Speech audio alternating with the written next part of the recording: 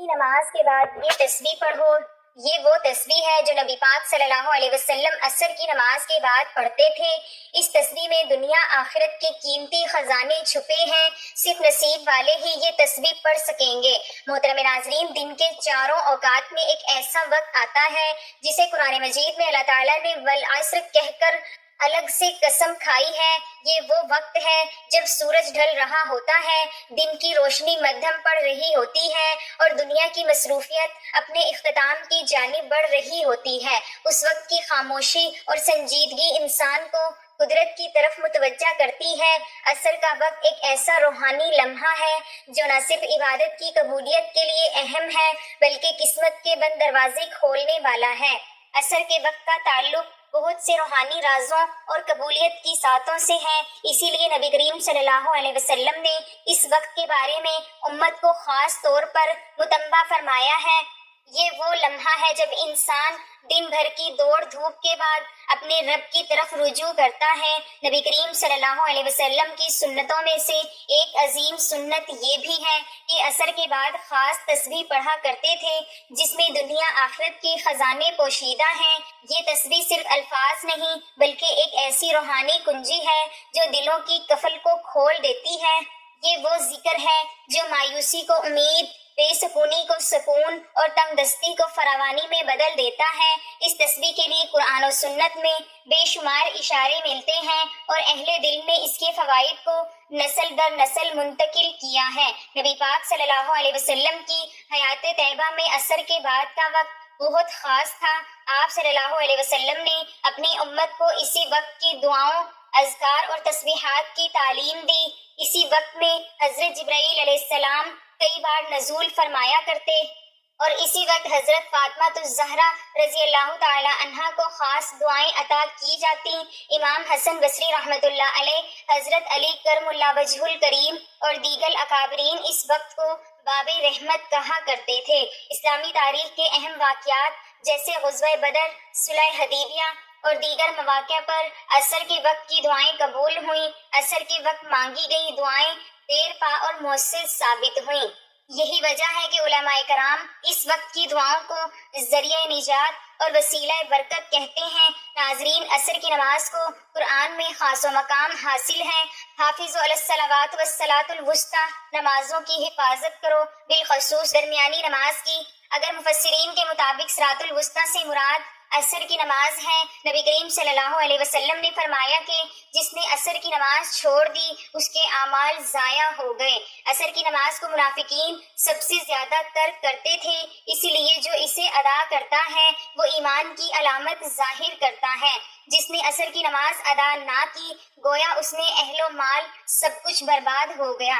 جو شخص فجر اور عصر کی نماز پڑھ لیتا ہے وہ جنت میں داخل ہوگا۔ فرشتے تمہارے پاس رات اور دن میں آتے ہیں اور وہ فجر اور عصر کی نماز میں جمع ہوتے ہیں۔ عصر کی نماز چھوڑنے والا گویا کفر کے قریب جا پہنچتا ہے۔ عصر اور فجر کی نماز دیکھو، اس میں فرشتوں کی گواہی ہوتی ہے۔ جو شخص عصر کی نماز کی پابندی کرے گا اللہ اسے عرش کا سایہ عطا فرمائے گا۔ جو نماز عصر چھوڑے وہ شیطان کی اطاعت میں داخل ہو جاتا ہے۔ عصر کی نماز کا ایک رکعت چھوڑ دینا دنیا مافیہا سے زیادہ نقصان دہ ہے۔ ناظرین، غزوہ بدر اسلام کی تاریخ کا پہلا اور فیصلہ کن معرکہ تھا جو 17 رمضان المبارک 2 ہجری کو میدان بدر میں پیش آیا۔ اس معرکے میں اللہ تعالیٰ نے مسلمانوں کو اپنی غیبی مدد سے فتح عطا فرمائی اور سب سے اہم لمحہ وہ تھا جب عصر کے وقت اللہ تعالیٰ نے فرشتے نازل فرمائے جنہوں نے مسلمانوں کے ساتھ مل کر جنگ لڑی۔ یہ واقعہ قرآن کریم میں بھی بیان ہوا ہے اور احادیث مبارکہ میں بھی اس کی تفصیلات موجود ہیں۔ جب رسول اللہ صلی اللہ علیہ وسلم نے مدینہ منورہ میں اسلامی ریاست قائم کی تو قریش مکہ کو یہ برداشت نہ ہوا۔ انہوں نے مسلمانوں پر حملے کی تیاری شروع کر دی۔ اسی دوران ایک قافلہ جو ابی سفیان کی سربراہی میں شام سے مکہ واپس جا رہا تھا اسے روکنے کی کوشش میں مسلمان بدر کے مقام پر پہنچے، مگر قافلہ بچ کر نکل گیا اور مکہ قریش کا لشکر جرار مسلمانوں کے مقابلے کے لیے آ گیا۔ مسلمانوں کی تعداد صرف 313 تھی، جبکہ قریش کا لشکر 1000 سے زائد جنگجوؤں پر مشتمل تھا۔ نہ مسلمانوں کے پاس مکمل اسلحہ تھا، نہ گھوڑے اور زرہیں، مگر ان کے دل اللہ کی محبت، توکل اور ایمان سے لبریز تھے۔ نبی کریم صلی اللہ علیہ وسلم نے میدان بدر میں ایک رات قبل دعا میں ہاتھ اٹھا کر اللہ تعالیٰ سے التجا کی، اے اللہ، اگر آج یہ جماعت مسلمان ہلاک ہو گئی تو روئے زمین پر کوئی تیرا عبادت کرنے والا باقی نہیں رہے گا۔ اللہ تعالیٰ نے قرآن مجید میں فرمایا ہے، تستغیثون ربکم فاستجاب لکم انی ممدکم بألف من الملائکۃ مردفین۔ جب تم اپنے رب سے مدد مانگ رہے تھے تو اس نے تمہاری دعا قبول فرمائی کہ میں تمہاری مدد کے لیے 1000 فرشتے بھیج رہا ہوں جو ایک کے بعد ایک آتے جائیں گے۔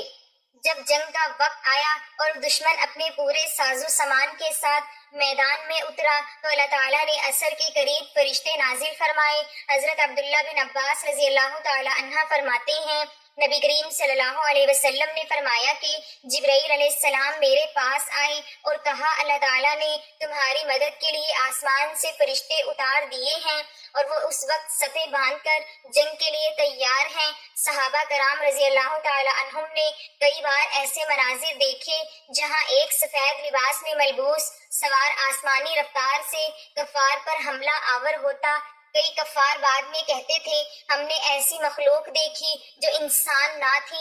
بعض کفار کے جسم پر ایسے زخم آئے جن کا وار کسی انسان نے نہ کیا تھا۔ حضرت رفاع بن رافع رضی اللہ تعالی عنہ فرماتے ہیں، ہم نے جنگ میں دیکھا کہ دشمنوں کے سر پر تلواریں چل رہی تھی، حالانکہ وہاں کوئی انسان نہ تھا۔ ہم نے سمجھا کہ یہ اللہ کی طرف سے فرشتے ہیں۔ جبرائیل علیہ السلام نے نبی کریم صلی اللہ علیہ وسلم سے فرمایا کہ ہم نے آج بدر میں جنگ کی ہے اور یہ ہمارے لیے بھی آزمائش تھی۔ اس غیبی امداد اور مسلمانوں کے ایمان و حوصلے کے باعث قریش کے 70 بڑے سردار مارے گئے، جن میں ابو جہل، امیہ بن خلف، عتبہ، شیبہ وغیرہ شامل تھے۔ 70 قیدی بنا لیے گئے۔ مسلمانوں کو عظیم الشان فتح نصیب ہوئی۔ اللہ تعالیٰ نے اس فتح کے ذریعے مسلمانوں کے دلوں کو مضبوط کر دیا، کفار کو عبرت کا نشان بنا دیا اور دنیا پر واضح کر دیا کہ اللہ ان لوگوں کی مدد فرماتا ہے جو دین حق کی مدد کرتے ہیں۔ اسی طرح حضرت علی کرم اللہ وجہ الکریم نے فرمایا کہ میں نے جب بھی عصر کے بعد دعا مانگی وہ کبھی رد نہ ہوئی۔ ناظرین، اللہ تعالیٰ کا ذکر کرنے سے انسان کو جہاں روحانی فوائد ملتے ہیں وہاں ساتھ دنیاوی فوائد بھی ملتے ہیں۔ قرآن اور حدیث میں واضح طور پر ذکر کیے گئے ہیں، یعنی تسبیح اللہ کی ایک اہم عبادت ہے جو انسان کو اللہ پاک کے قریب لے آتی ہے اور اس کے دل میں سکون، اطمینان اور روحانی سکون پیدا کرتی ہے۔ اللہ پاک قرآن پاک میں فرماتا ہے، سن لو، اللہ تعالیٰ کے ذکر سے دلوں کو سکون ملتا ہے۔ تو تسبیح پڑھنا انسان کے دل کو سکون اور اطمینان دیتا ہے۔ جب انسان اللہ پاک کے ذکر میں مشغول ہوتا ہے تو وہ دنیاوی پریشانیوں سے دور ہو کر اللہ پاک کی طرف متوجہ ہوتا ہے، جس سے دل میں سکون آتا ہے۔ جو لوگ اللہ پاک کا ذکر کرتے ہیں یعنی تسبیح پڑھتے ہیں تو اللہ پاک ان کے گناہوں کو معاف کر دیتا ہے۔ اللہ پاک فرماتے ہیں، میرے بندے تو میرا ذکر کر، میں تیرا ذکر کروں گا۔ تسبیح پڑھنے سے اللہ سے مانگی گئی دعائیں قبول ہوتی ہیں۔ حضرت ابو ہریرہ رضی اللہ تعالی عنہ سے مروی ہے، جو شخص اللہ کا ذکر کرتا ہے یعنی تسبیح پڑھتا ہے تو اللہ اس کی دعائیں قبول کرتا ہے اور اسے مشکلات سے نجات دیتا ہے۔ اللہ پاک کے ذکر سے انسان کی دعائیں قبول ہوتی ہیں اور وہ اپنی مشکلات سے نکلنے میں کامیاب ہو جاتا ہے۔ تسبیح پڑھنے سے انسان کی زندگی میں برکت آتی ہے۔ جو شخص صبح و شام اللہ کا ذکر کرتا ہے اس کی روزی میں برکت ہوتی ہے۔ تو تسبیح انسان کی روزمرہ زندگی میں برکت، کامیاب اور سکون لے کر آتی ہے۔ یہ عمل دنیا اور آخرت میں بھی کامیابی کا سبب بنتا ہے۔ تسبیح پڑھنے سے اللہ پاک کی مدد اور حفاظت بھی ملتی ہے۔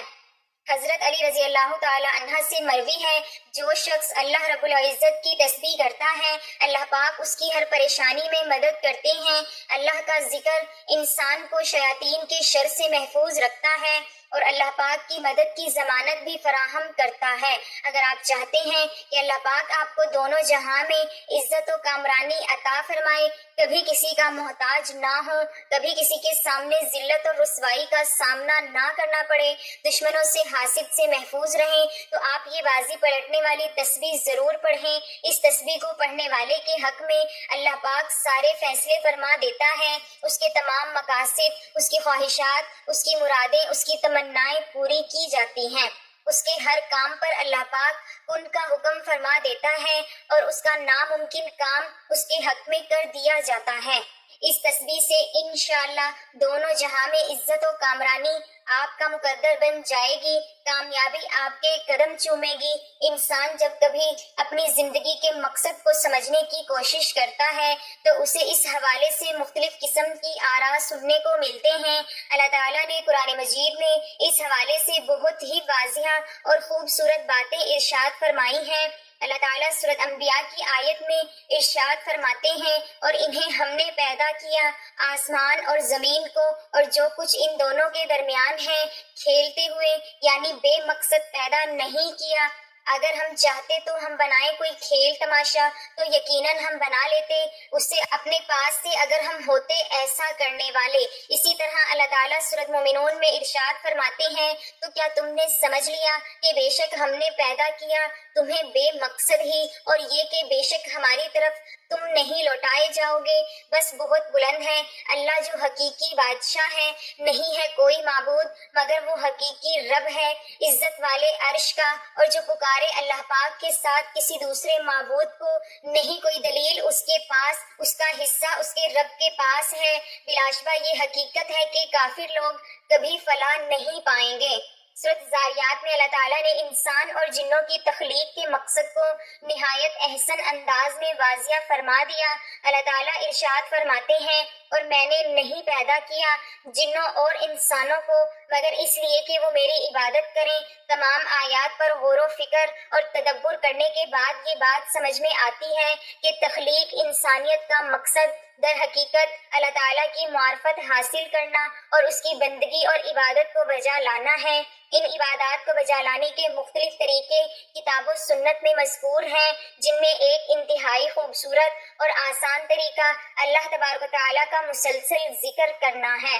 ذکر الہی انوار کی کنجی ہے، بصیرت کا آغاز ہے اور جمال فطرت کا اقرار ہے۔ یہ حصول علم کا جال ہے، یہ تماشا گاہ ہستی کی جلوہ آرائی اور حسن آفرینیوں کا اقرار ہے۔ ذاکر کے ذکر میں، زاہد کی فکر میں خالق آفاق کی جھلک نظر آتی ہے۔ ذکر الہی دراصل خالق حقیقی سے رابطے کی ایک شکل ہے۔ سورۃ عنکبوت میں ارشاد بانی ہے، اور یقین کرو کہ اللہ پاک کا ذکر ہر چیز سے بزرگ تر ہے۔ اللہ تعالیٰ کے ذکر میں نماز، تلاوت قرآن مجید، دعا اور استغفار سب شامل ہیں۔ بقول حافظ ابن القیم رحمۃ اللہ علیہ کی بڑی عظمت، اہمیت اور برکات ہیں۔ ذکر اللہ سے اللہ کا قرب نصیب ہوتا ہے اور انسان کی روحانی ترقی ہوتی ہے۔ ذکر اللہ سے قلوب منور ہو جاتے ہیں۔ ذکر اللہ ہی وہ راستہ اور دروازہ ہے جس کے ذریعے ایک بندہ بارگاہ الہی تک پہنچ سکتا ہے۔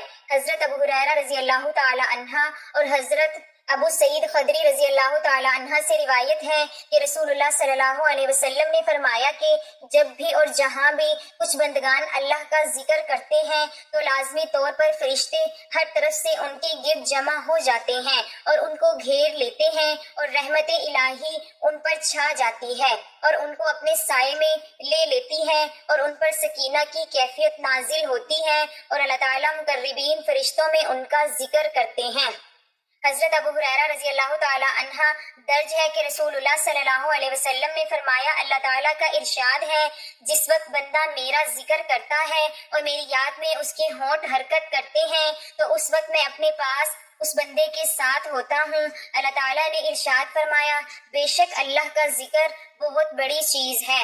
اللہ تعالیٰ نے ذکر الہی کے فوائد بتلاتے ہوئے یہ بات بھی ارشاد فرمائی ہے کہ جب کوئی شخص اللہ تعالیٰ کا ذکر کرتا ہے تو اللہ تعالیٰ بھی اس کا ذکر کرتے ہیں۔ چنانچہ اللہ تعالیٰ سورۃ بقرہ میں ارشاد فرماتے ہیں، تم میرا ذکر کرو میں بھی تمہیں یاد کروں گا، میری شکر گزاری کرو اور ناشکری سے بچو۔ اس آیت مبارکہ سے یہ بات سمجھ میں آ جاتی ہے کہ جس شخص کا ذکر اللہ تعالیٰ کرتے ہوں اس شخص کی زندگی میں اللہ تعالیٰ کی تائید، نصرت اور فضل ہر حال میں شامل ہو جاتے ہیں۔ چنانچہ ہمیں کثرت سے اللہ تعالیٰ کا ذکر کرنا چاہیے۔ اللہ تعالیٰ نے سورۃ احزاب میں ان لوگوں کا ذکر کیا جن لوگوں کے لیے اللہ تعالیٰ نے مغفرت اور اجر عظیم تیار کر رکھا ہے۔ اس آیت مبارکہ سے یہ بات معلوم ہو جاتی ہے کہ وہ لوگ جن کے لیے اللہ تعالیٰ نے وسیع مغفرت اور بڑا ثواب تیار کر رکھا ہے، ان لوگوں میں باکثرت اللہ تعالیٰ کا ذکر کرنے والے مرد اور عورتیں بھی شامل ہیں۔ نماز کی ادائیگی کا ذکر کرتے ہوئے اس کو بیان کیا گیا کہ نماز فحاشی اور برے کاموں سے روکتی ہے۔ ساتھ ہی اللہ تعالیٰ ارشاد فرماتے ہیں کہ اللہ تعالیٰ کا ذکر بہت بڑا کام ہے۔ سورۃ عنکبوت میں ارشاد ہوا، جو کتاب آپ کی طرف سے وحی کی گئی اسے پڑھیے اور نماز قائم کریں، یقیناً نماز بے حیائی اور برائی سے روکتی ہے، بے شک اللہ کا ذکر بہت بڑی چیز ہے۔ اس آیت مبارکہ پر تدبر کرنے سے یہ بات ثابت ہوتی ہے کہ اللہ تعالیٰ کا ذکر کرنے کے نتیجے میں انسان کو جو فوائد حاصل ہوتے ہیں وہ منکرات کے اجتناب سے کہیں بڑھ کر ہیں۔ چنانچہ ہر مومن مسلمان کو بکثرت اللہ تعالیٰ کا ذکر کرنا چاہیے۔ ناظرین محترم، وقت کی نزاکت کو مد نظر رکھتے ہوئے چلتے ہیں وظیفے کی جانب اور آپ کو بتاتے ہیں وہ تسبیح جو نماز عصر کے بعد پڑھنی چاہیے، جسے حضور صلی اللہ علیہ وسلم بھی نماز عصر کے بعد پڑھا کرتے تھے، کہ جس میں دنیا آخرت کی قیمتی خزانے چھپے ہیں، بہت سے راز پوشیدہ ہیں اور نصیب والے ہی یہ تسبیح پڑھ سکتے ہیں۔ آپ نے اپنے کسی بھی مقصد کے لیے، کسی بھی مشکل یا پریشانی سے نکلنے کے لیے، خاص طور پر اللہ پاک کی فوری مدد حاصل کرنے کے لیے، راستے سے ہر رکاوٹ فوراً دور کرنے کے لیے، ہر ناممکن کام کو ممکن کرنے کے لیے غرض اس تسبیح کو کسی بھی حاجت کے لیے پڑھ لینا ہے، تو سب سے پہلے آپ نے نماز عصر ادا کر لینی ہے۔ اس کے بعد اگر آپ چاہیں تو نماز کے بعد بھی اس تسبیح کو پڑھ سکتے ہیں۔ اگر نماز کے بعد نہیں پڑھ سکتے تو چلتے پھرتے، اٹھتے بیٹھتے، جب جہاں جیسے آپ کو وقت مل جائے، مغرب کی نماز سے پہلے آپ نے اس تسبیح کو لازمی پڑھ لینا ہے۔ اس کے لیے باوضو حالت میں سب سے پہلے درود پاک پڑھ لینا ہے۔ ثواب کے طور پر ایک مرتبہ میرے ساتھ بھی درود پاک پڑھ لیجئے۔ اللهم صل على محمد وعلى آل محمد كما صليت على إبراهيم وعلى آل إبراهيم إنك حميد مجيد اللهم بارك على محمد وعلى آل محمد كما باركت على إبراهيم وعلى آل إبراهيم إنك حميد مجيد۔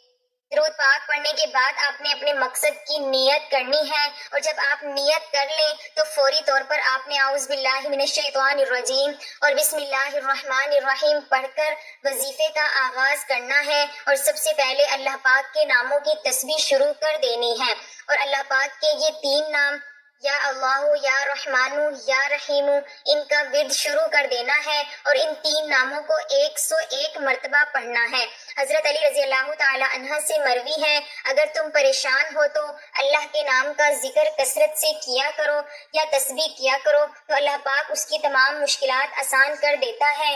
اس کے لیے یا اللہ، یا رحمانو، یا رحیمو کا ذکر پڑھتے رہیں۔ اللہ پاک کے یہ تینوں ناموں کا ذکر کرنے کے بعد آپ نے آج کے عمل کی تسبیح پڑھنی ہے، جو اس عمل کی ریڑھ کی ہڈی ہے۔ آپ نے سبحان اللہ و بحمدہ، سبحان اللہ العظیم، استغفر اللہ و اتوب الیہ، یہ وہ کلمات ہیں جو نبی کریم صلی اللہ علیہ وسلم عصر کے بعد کثرت سے پڑھا کرتے تھے۔ ان کلمات میں اللہ کی پاکیزگی کا اظہار، اس کے شکر کی علامت، بخشش کی درخواست ہے۔ اس کی مکمل ایک تسبیح پڑھنی ہے، یعنی پورے 100 مرتبہ آپ نے ان کلمات کی تسبیح پڑھنی ہے۔ اس کے بعد آپ نے قرآن پاک کی ایک بہت ہی مختصر اور جامعہ سورت یعنی سورت کوثر 3 مرتبہ پڑھنی ہے۔ بسم اللہ الرحمن الرحیم، انا اعطیناک الکوثر فصل لربک وانحر ان شانئک ھو الابتر۔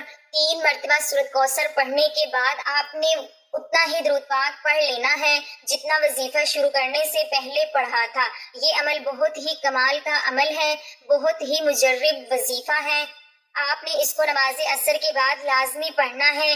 اس تسبیح کو پڑھنے کا معمول بنا لیں۔ اس تسبیح میں دنیا آخرت کے راز پوشیدہ ہیں، فیصلے آپ کے حق میں ہوں گے، جیسا آپ چاہیں گے ویسا ہوگا۔ اللہ تعالیٰ آپ کی خواہشات پر کن کا حکم فرما دے گا۔ آپ کی ہر جائز مراد کو پورا فرما دے گا۔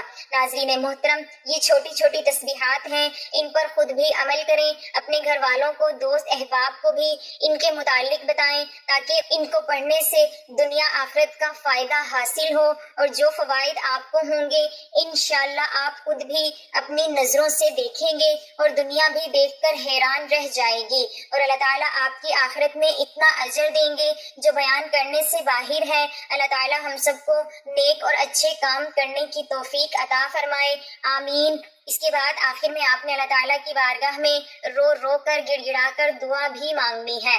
حضرت نعمان بن بشیر رضی اللہ تعالی عنہ سے روایت ہے کہ حضور نبی اکرم صلی اللہ علیہ وسلم نے فرمایا کہ دعا عین عبادت ہے، اور آپ صلی اللہ علیہ وسلم نے بطور دلیل یہ آیت فرمائی، تمہارے رب نے فرمایا کہ تم لوگ مجھ سے دعا کیا کرو، میں ضرور قبول کروں گا۔ اسی طرح حضرت سلیمان رضی اللہ تعالی عنہ سے روایت ہے کہ حضور نبی اکرم صلی اللہ علیہ وسلم نے فرمایا، دعا کے علاوہ کوئی چیز تقدیر کو بدل نہیں سکتی، اور نیکی کے علاوہ کوئی چیز عمر میں اضافہ نہیں کر سکتی۔ تو یہی وجہ ہے کہ جب بھی نماز پڑھیں یا کوئی بھی عمل کریں اس کے بعد دعا لازمی پڑھا کریں۔